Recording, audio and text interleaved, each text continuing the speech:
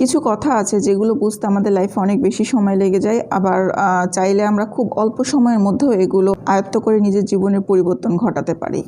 এক নাম্বার যেটা বলবো সেটা হচ্ছে কথা কম বলা। আপনি যত লাইফে কথা কম বলবেন তত আপনার মূল্য বাড়বে। আমরা অনেক সময় মনে করি যে জনসম্মুখে বেশি কথা বলা বা সবার সাথে বেশি কথা বললে হয়তো বা আমাদের মূল্য বাড়ে না, এটা ভুল ধারণা। আপনি যত মানুষের সাথে কম মিশবেন, যত আড়ালে থাকবেন এবং যত মানুষের সাথে কথা কম বলবেন ততই আপনার মূল্য বাড়বে এবং এই মূল্যবোধটাই আপনাকে সামনে অনেক বেশি এগিয়ে নিয়ে যাবে।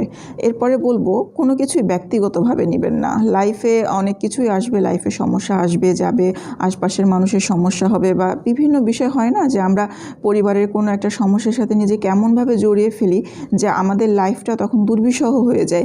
এই কারণে যা ঘটছে ঘটুক, আপনি কোনো কিছুই ব্যক্তিগতভাবে নিয়ে নিজের মনের বা মানসিকভাবে শরীরকে কোনো ধরনের ক্ষতি করবেন না।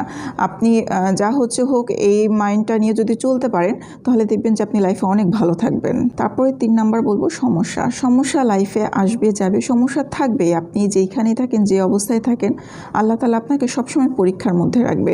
এই কারণে কখনো সমস্যার দিকে তাকাবেন না। সমস্যার দিকে আপনি যত তাকাবেন ততই আপনার সমস্যাটা বাড়তে থাকবে, আপনার জটিলতা বাড়তে থাকবে। আপনি সবসময় তাকাবেন সুযোগের দিকে। লাইফে সবসময় সুযোগ আসে না, সুযোগ যখন আসবে সেই সুযোগটাকে কখনো হাতছাড়া করবেন না। সুযোগটাকে যদি আপনি কাজে লাগাতে পারেন তাহলে আপনার জীবনে আপনি অনেক বেশি এগিয়ে যেতে পারবেন এবং আপনার লাইফে আপনি খুব দ্রুত সাকসেস হতে পারবেন। পরে বলবো 4 নাম্বার হচ্ছে কষ্টটা আসলে আমাদের প্রত্যেকটা মানুষের জীবনে কষ্ট কম বেশি রয়েছে। আপনি যদি মনে করেন যে আপনার জীবনের সবথেকে বেশি কষ্ট, এটা আপনার ভুল ধারণা। প্রত্যেকটা মানুষের লাইফে এক এক ধরনের কষ্ট, প্রত্যেকটা মানুষের কষ্ট তার কাছে সবথেকে বড়। আপনার কষ্ট যেমন আপনার কাছে বড়, আমার কষ্ট তেমন আমার কাছে বড়। এই জন্য নিজেকে কখনো ছোট মনে করবেন না।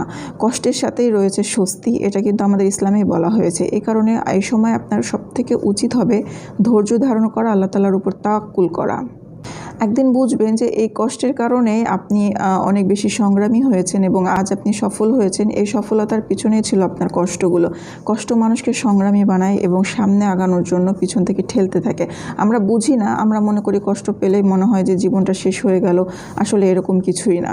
এরপর 5 নম্বরে বলবো নতুন কিছু করার ট্রাই করুন। লাইফে আপনি যদি একঘেয়েমি হয়ে বসে থাকবেন, দেখবেন যে একটা সময় লাইফটা আপনার কাছে খুব বেশি বোরিং লাগবে, অতিষ্ঠ লাগবে, মনে হবে যে আপনার জীবনে কিছুই নাই।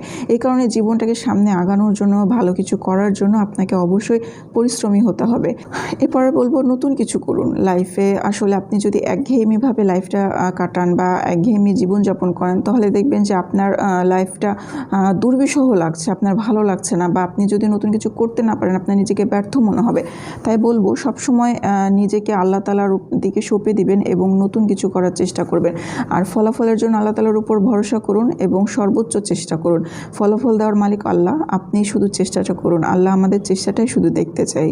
এরপরে বলবো লাইফের আপনি সারা জীবন অনেক পরিশ্রম করেছেন বা আরও সামনে পরিশ্রম করবেন, কিন্তু সবথেকে গুরুত্ব দেবেন ফজরের পরের টাইমটা। কারণ এই সময়টা এত বেশি গুরুত্বপূর্ণ, ইসলামেও বলা হয়েছে যে তোমরা ফজরের পরে রিজিকের জন্য কাজ শুরু করো।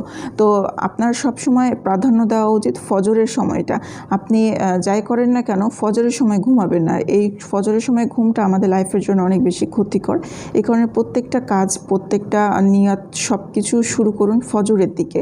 নিশ্চয়ই আল্লাহ তাআলা আপনাকে বারাকাহ দেবেন ইনশাআল্লাহ। লাইফে যদি আপনি ধৈর্য আর আত্মবিশ্বাস রাখতে পারেন এবং এটার সাথে সাথে চলতে পারেন এবং সামনে এগিয়ে যাওয়ার চেষ্টা করেন, নিশ্চয়ই আল্লাহ তাআলা আপনাকে সফলতার মুখ দেখাবে এবং আপনার অবশ্যই সব কিছুর ঊর্ধ্বে আল্লাহ তাআলার উপরে তাওয়াক্কুল করতে হবে এবং নিজেকে কঠোর পরিশ্রম করতে হবে। ধৈর্য আত্মবিশ্বাসের সাথে এগিয়ে চলাটাই মানুষকে সফলতার কাছে নিয়ে যায়। এই কারণে ধৈর্য ও আত্মবিশ্বাস রাখুন এবং কঠোর পরিশ্রম করুন, আল্লাহ তাআলার উপর তাওয়াক্কুল করুন। ইনশাআল্লাহ আপনি সফল হবেন।